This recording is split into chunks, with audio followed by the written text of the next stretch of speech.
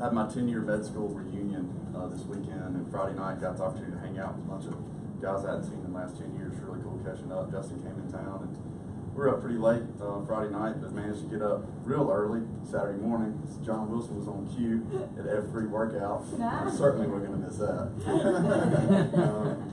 But John did a great job leading F3. Any of you men who want to get out and get a workout on Saturday mornings, we meet from 7 to 8. We either meet at Freedom Ridge or either meet at Biaggi's parking lot. We get out and get a workout for an hour, get your day going. By 8 o'clock you're home, you get your yard work or get to hanging out with kids, whatever you want to spend your Saturday doing, but you feel good about doing it because you worked out. So John Wilson did a great job leading. It's great to see people in this class step up and become leaders. He also had an awesome little testimony and like kind of Bible study there at the end, which is really cool. So we are starting a 3-lesson series on geography as it relates to Israel. And the purpose of this is to kind of give you guys a framework so when you are reading the Bible, you kind of know where these places are. And you can picture them in your mind. You can maybe picture some of these mountains. You can picture these dusty trails that these guys ran down so that the Bible becomes more real to you. Because the Bible is very much a historical document, and everybody who's looked at the Bible from a scientific standpoint has verified that it's very historically accurate. And so this, what we're going to talk about today is the Exodus route. And believe it or not, I mean, people really don't know where the Israelites went and the exact route that they took when they took off running from Pharaoh, okay? We have a lot of clues, and if we look at the Bible, there are a ton of clues, and there's some archaeological evidence as well. But the biggest thing is the Bible, and this fellow by the name of Steve Rudd in 2006 went over there and really went through the Bible, and his thing was, and if you look at, if everybody has your Bibles with you, pull up right now and look at some of the maps and look and see if there's a map of the Exodus route. Because many of those maps that are in your Bible were put together based off archaeological evidence, and really a lot of some even non-Christian scholars of where they think they went, but they're not completely supported by the Scripture. So what Steve Rudd did was in 2006, he went through and like just studied this. And if you want to go to this Bible.ca, he's got a whole thing on it in there. He's a Church of Christ denomination, so it's Baptist, you know, sometimes I wouldn't say read the whole website, but this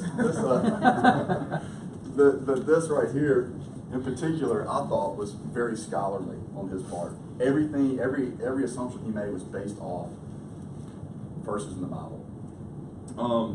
So we pretty much think that the Goshen up here is the land of Pharaohs. This is the Nile River Valley.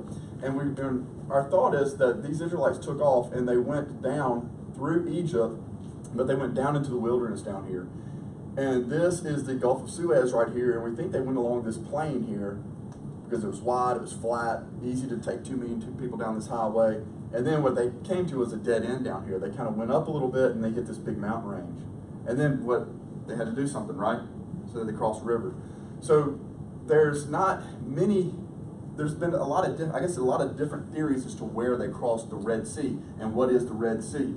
Based off the Bible verses, most people refer to the Red Sea as the Gulf of Aqaba, which is right here. Aqaba, which is right here. This is the Gulf of Suez. Here's the Mediterranean Sea. So the Gulf of Aqaba, according to Scripture, is probably what the Red Sea is. So some people think they may have come right through here and hit the Bitter Lake right here and crossed right here, which is a freshwater lake. It's pretty close to where they would have been leaving. Some people think they may have come right here and crossed the port of Suez. The problems with these theories is that if you take 2 million people, why would, instead of walking through a freshwater lake, why would you just walk around it? Okay. And also, if you're taking them through a lake that's only about 6 feet deep, that probably wouldn't drown the whole army of the Pharaoh's army. The problem with the port of Suez crossing was that, well, they would be crossing right here. Yeah, it is kind of shallow right there, but there's some mountains that overlook this cliff, and Pharaoh's army would have been over there looking and seeing where they were heading to, and would have just gone right around the corner, and they'd have been sitting there on lawn chairs waiting on them. So there's some problems with some of the theories out there, but if you look in your Bible, I think a lot of people have them crossing right here at the Nuebi Beach right here crossing, and we'll talk about that here in a little bit when we get to why we think they crossed where they crossed, why that was kind of a problem. But these places that they name along the route, we only know like 3 of them with certainty today where these places, beginning Goshen, and in the middle and at the very end Mount Nebo. Those are the only ones we know for sure. It's like God gave us a beginning, a middle, and an end point, but all the places in between that Moses doesn't talk about we can't really verify exactly where they were. So that's where kind of all this stuff comes from. So here's some chronological facts. The date of the Exodus was 1446 BC. Pharaoh, who killed the Hebrew children, was Amunhotep I. He was 1532 to 1511 BC. Pharaoh's daughter, who adopted Moses, was Hatshepsut, and she was in 1526. The Pharaoh of the Exodus was Tutmosis III, and this is Moses' stepbrother, okay? So Hatshepsut was married to Tutmosis II. They had a son, he died, okay? So then the throne went to Tutmosis III, which was Hatshepsut's stepson, Moses' stepbrother, okay? Tutmosis III wasn't a very nice guy, as you know from reading the Old Testament. And then we have the plagues, which culminated with Moses taking the Israelites and leaving. One of the things, we don't know exactly that Tutmosis III was the Pharaoh, but the reason why they think that is because if you look at the historical evidence, he had a 17-year military campaign. And every year is recorded in the Egyptian history of his military campaigns, which abruptly ended in 1446. And why? Because his entire army drowned. So that, and then there's the erasure of his mother, Hatshepsut, which he went through and defiled all the monuments that had her name, pulverized anything that had her name or was a symbol of her. And he, in time after that, got rid of her name and tried to erase it from history. And they think the only reason why he did that was because of all that came out with Moses. So that's why they think he was the Pharaoh, and plus it just kind of lines up from a historical standpoint on the timeline. When they left, they crossed the Red Sea on day 25 into their journey, and then they hit Mount Sinai, which we think is Mount Laws. They arrived there on day 45. And then they went to this place called Kadesh Barnea, which we believe is right by modern-day Petra, and they spent 38 years here. So the majority of their time wasn't just kind of like, you know, going one spot to the other, hanging out in the desert. I mean, they were at Kadesh Barnea for a long time, and this is where they sent the spies into Israel. As you know, Josh and Caleb came back with the right report, and they had 8 spies who came back with false reports. That all occurred in Kadesh Barnea. They crossed the River Jordan on 1406, and many scholars believe it was 40 years to the exact day that they actually left Egypt, which is kind of cool. So on this journey, we got 50 stops, we got 4 legs, we got 40 years. So there's 3 stops between Goshen and the Red Sea, which we believe is right here where they crossed. We got 10 stops between the Red Sea and Mount Sinai, which we believe is right here, okay?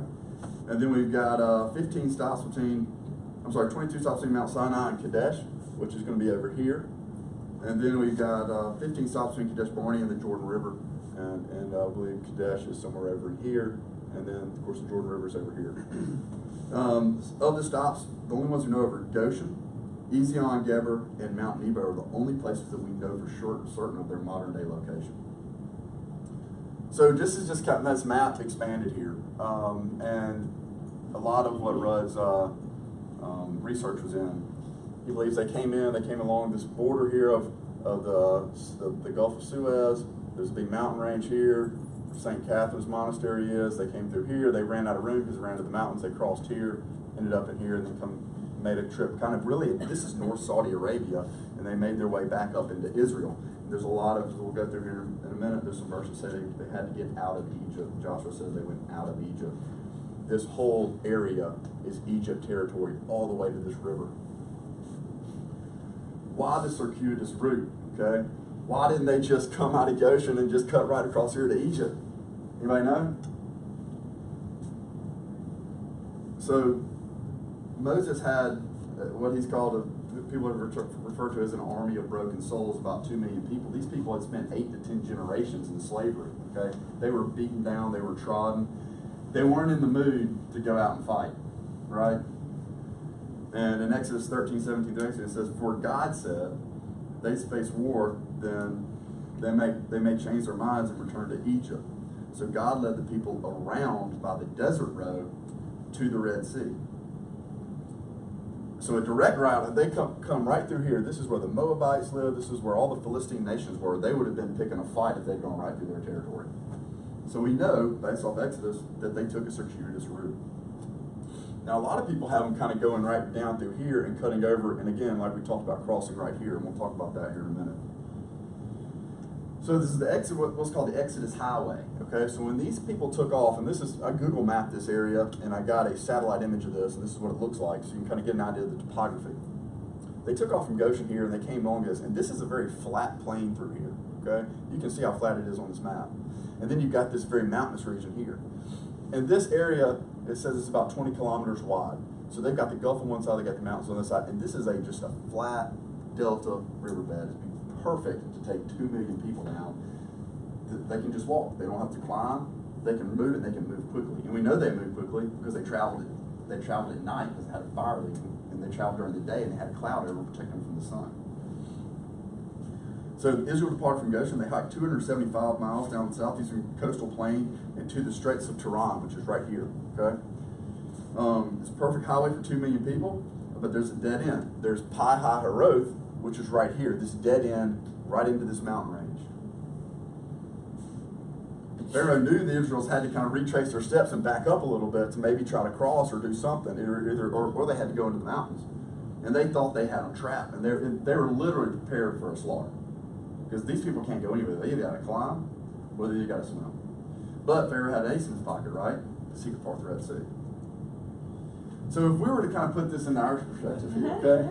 We got a Google map here. I like to go down to the beach, down in Orange Beach, and if we were going to hike from Jackson, Mississippi, and go head southeast, this would kind of be, it would actually be a little bit farther than this. It may take us to Destin. But you can see it would probably take us 85 hours. That's if we didn't take a break.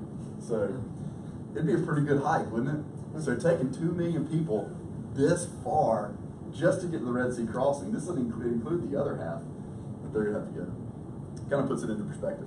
And here we can see how they were trapped by these mountain ranges. The Catherine Mountain Range here. Pi Hahiroth was here. They described Etham as the wilderness, as the edge of the wilderness, and they were trapped. They were trapped by the mountains, trapped by the water. So what they did was they took a little jog and they came back right here. And it's thought that they may have crossed right here. Philo is a Jewish Roman scholar, and he claims that they were enclosed like a shoal of fish. So Etham, we know from Numbers 33:6, was referred to as the distant edge of the wilderness. And so if these people took off into the wilderness, the distant edge of that wilderness would be the farthest point they could go. So, and then in Exodus 14:3 it says, "For Pharaoh will say of the sons of Israel, they are wandering aimlessly in the land, and the wilderness has shut them in." So why did it look like they were wandering? Well, it probably looked like they were wandering because they went up to Etham and realized they couldn't go any farther because of the mountain range, and so they turned around and started backtracking. When people start backtracking, too many people are going one way, and then a few days later they're coming back the other way. It looks like they're wandering aimlessly.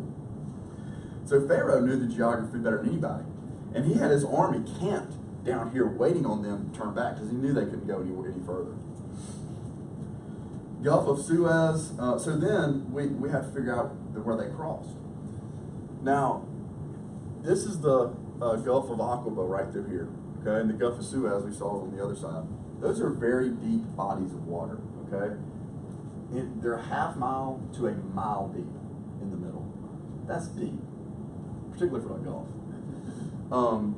And so where they may have crossed, we talked about the problems of the other areas. Pharaoh's army probably just met them on the other side, or if at the Bitters Lake, they had part of the water. When it crashed, I don't know, it had been 6 feet of water. Those chariots and those horses would have just been swimming through that, okay? They think it may have been down here because this place known as the Straits of Tiran is a natural land bridge. And it's only at this max depth, 600 feet, but it averages about 100 to 200 feet across that. And the max depth is what the max depth is now, and it's a shipping channel. And so they dredge it out so they can ship, so they can bring in ships into here and conduct trade. But the max depth is 600. It's a natural land bridge, and it's a coral reef that goes along that bottom. It's only about a half mile wide. So they think that these guys came through here, they couldn't go anywhere else, and you've got these Straits of Tiran. See, that's kind of a natural land bridge coming through here. And the wind picked up and parted the sea, and they were able to get in and go out. The problem with trying to part up here, with it being a mile deep, the slopes were 60 degrees on each side. And if anybody's seen a 60-degree slope, I mean, that is an amazing slope. But to take 2 million people down a 60-degree slope and back up a 60 degrees on the other side, Sure, it could have happened, and it could have happened over here, and the Lord could have provided for that, but the Lord had to brought in some dirt. Okay? He had to bring in some dirt with that wind for them to cross in one of these deeper spots up here where a lot of your maps have. So we really think that they may have actually crossed right here at the Straits of Tiran just by the route that they were taking, Israel, and a lot of the clues in the verses, and the fact that they backtracked. We think that they probably crossed right there, which I think is really cool. So again, here we have them kind of coming through here, crossing right here, and then they up in the wilderness of Shur. So where is Mount Sinai? Does anybody know where Mount Sinai is? Do we know for sure where Mount Sinai is? We really don't. Okay? We think we may know. This picture that you see here was a mountain called Mount Sinai in this mountain range that we just said they hiked around. And it's sitting right here in the middle, and there's a monastery around this area. The problem with this being the Mount Sinai in the Bible is that once they crossed the Red Sea, we knew that they were out. There's several verses, including Joshua, that says once we crossed the Red Sea, we were out of Egypt. And so for them to be out of Egypt and then hike 11 days towards Mount Sinai, well, it doesn't really make sense that they would cross and then somehow end up staying in Egypt territory. And there's some people who dispute that this was Egypt territory, but there's tons of historians, there's tons of verses, which we'll kind of get into in a minute, that says the border for the Egyptian territory, for the Egyptian territory is the river of Egypt, which comes right through here. Okay. So we don't think that was the true Mount Sinai. Why is it not in Egypt? We kind of just went through this. Moses wasn't out of Egypt until he was off the Sinai Peninsula. Because in Joshua 24:6 it says, I brought your fathers out of Egypt, and you came to the sea, and in Egypt, and pursued your fathers and chariots and horsemen to the Red Sea. The Bible clearly defines the Sinai Peninsula as the Egyptian territory, since the border between Egypt and Israel has always been the river of Egypt, which is Wadi El Arish, is referred to in the Hebrew language. And then in Genesis it says, on the day the Lord made this covenant with Abram, saying, to your descendants I've given this land, from the river of Egypt as far as the great river, the river Euphrates. So there, the Lord even talks about what the border would be. And then here it says in 1 Kings, so Solomon observed the feast at the time, and all of Israel with him, a great assembly from the entrance of Hamath to the brook of Egypt. The brook of Egypt, same thing here, river of Egypt, same thing, before the Lord our God for 7 days, and 7 more days, and 14 days. And here in Ezekiel it says, the south side towards the south shall extend from Tamar as far as the waters of Meribeth Kadesh to the brook of Egypt, to the great sea. This is the south side. This is the south side towards the south. Okay? It's the southern end of Israel here they're talking about. When Israel crossed the Red Sea, they were quote unquote out of Egypt, and they were really over in this area of North Saudi Arabia. If Israel would have spent 11 months at Mount Sinai, I think they spent 11 months at Mount Sinai, why would they have done it if it was inside Egypt's territory? Because what would they have done? Mobilize more forces, and they would come right back after them again, particularly after their army just sunk because of it. So back to this big map. So we're thinking that it's Mount Masuz, this area here is not Mount Sinai, but really it was over here, and we'll get more reasons as to why we think Mount Sinai is here. But again, they crossed over here, they went to Mount Sinai, spent 11 months there. We think it was this Mount Logs, which is right here. So where's Mount Sinai? So do y'all remember when, this is one of the cool things about this class, we went through Galatians, and we read Galatians 4, and we kind of read this message, and we tried to, we interpreted it. It was essentially an allegory that Paul was talking about, but Paul is using a historical allegory. And he says, this is allegorically speaking, for these women are two covenants, one proceeding from Mount Sinai, bearing children who are to be slaves. She is Hagar. You remember Hagar, right? Now this is Hagar in Mount Sinai in Arabia. So Abraham, had a child with Hagar, and they had who? Ishmael, right? Okay. So now this, Hagar, is Mount Sinai in Arabia. So this is Paul, okay? You can pull your Bible up and read it right now. He says Mount Sinai is where Hagar is, and that's in Arabia, okay? And corresponds to present Jerusalem, for she is in slavery with her children, but Jerusalem above is free. She is our mother. And I'm not going to read the rest of this, but you guys get the picture here. So Hagar equals Ishmael equals Midian equals Arabia, which equals Mount Sinai. Josephus says Mount Sinai. Josephus was a huge historian, Hellenistic Jew, who helped the Romans essentially write history. kept up with history for Romans, particularly with regards to the Jews. He was considered a little bit of a state diplomat, maintaining the historical records. And Josephus said that Mount Sinai was the highest location in the area. Josephus too thought Mount Sinai was in Arabia. Mount Jabal Laws fits this description. It's 8,465 feet. It's the tallest mountain in that range. There's a guy by the name of Ron Wyatt who kind of went over there and illegally kind of got in the country of Saudi Arabia, took a bunch of pictures and claims to have found like a table and some historical archaeological evidence at the base of this mountain, and kind of said, he said, this is why it's Mount Sinai, because I found this archaeological stuff. Well, nobody's been able to actually say that that's actually true. So I wouldn't go with Ron Wyatt's archaeological discovery if you're kind of looking for a scholarly way of looking at this. But I think it is great to look at the Bible, and if Paul said Mount Sinai is in Arabia, I think you can go with that. So there's this interesting, this is probably not the case, but there is this split rock up there. It talks about the split rock, and there is a rock that's eerily similar to maybe the one that was split. Now you can see here's an old map here, and what do we see here in this old map? They still think Mount Sinai is over here, but they think they may have crossed right in here, and we talked about how this may be problematic.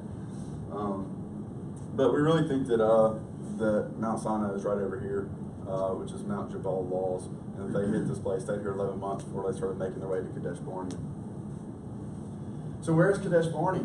Okay, the Israelites spent 38 years here. The only thing that we really have to say where Kadesh Barnea is what Josephus said. Josephus calls the Sinai Peninsula Egypt, and he pins Kadesh around modern Petra. Have you guys seen pictures of modern Petra? So modern Petra is is an ancient rock city, okay? And it was formed, of course, after the Israelites would have come through there. But they built these. They essentially had their buildings carved out of stone in the mountain face, which is really cool. And I wish Bill was here because I think he went to Petra. Leslie, yes. Yeah. There's a picture of him on a camel outside of I think this building here, which is a really cool shot. So Indiana Jones, by the way. That's right. And so Josephus said that Aaron was buried at Mount Hor, which is just a couple of miles from where modern Petra is.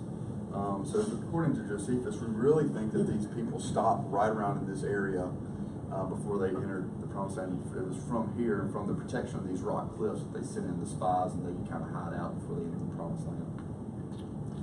So this is where Petra is right here. So now you get an idea. Here's the Egyptian border and the Jordan River. So you get an idea as to how close they were to getting over here to Israel.